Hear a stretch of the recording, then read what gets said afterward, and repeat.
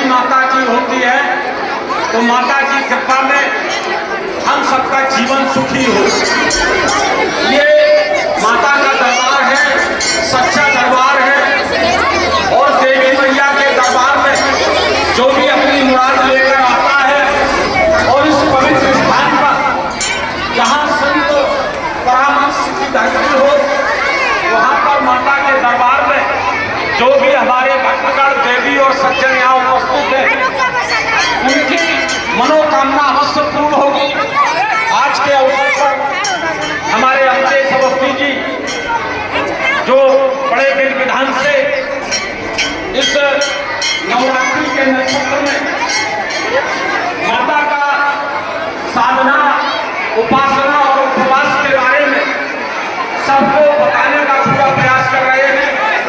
इस अवसर पर मेरे प्रिय ऋषि शुक्ला जी, प्रिय रामू मिश्रा जी, छोटे मिश्रा जी, पारस पांडे जी और हमारे श्रीवास्तव जी और इस परामर्श समिति के सभी भक्तगण, हमारे पूरे पूर्वाई जी, सभी भक्तगण लगातार मैं देखता हूँ कि बाबा परामर्श के मंदिर पर आध्यात्मिक, सामाजिक और रचनात्मक कार्यक्रमों की श्रृंखला जारी रहती है। इसका मतलब है कि केवल कि हमारे जो देवी और सज्जन हैं उनका कहीं ना कहीं आध्यात्मिक प्रेम है, उनका कहीं ना कहीं माता के चरणों में प्रेम है। उन्हें शिवरात्रि से, नवरात्रि से, गणेश चतुर्थी से जो विशेष नक्षत्र होते हैं, उनमें जो भी भक्तगण साधना, उपासना, आराधना और उपवास करता है, निश्चित रूप से इन नक्षत्रों में हम सबकी मनोकामना पूर्ण होती है। और आज हमारी नवरात्रि है और नवरात्रि में यही माता शक्ति है। इन्हें कहा जाता है या देवी सर्वभूतेषु माता रूपेण संस्था, या देवी सर्वभूतेषु लक्ष्मी रूपेण संस्था, या देवी सर्वभूतेषु शक्ति रूपेण संस्था, या देवी सर्वभूतेषु बुद्धि रूपेण संस्था। नमस्तस्यै नमस्तस्यै नमस्तस्यै नमस्तस्यै नमो नमः। यही माता की कृपा है।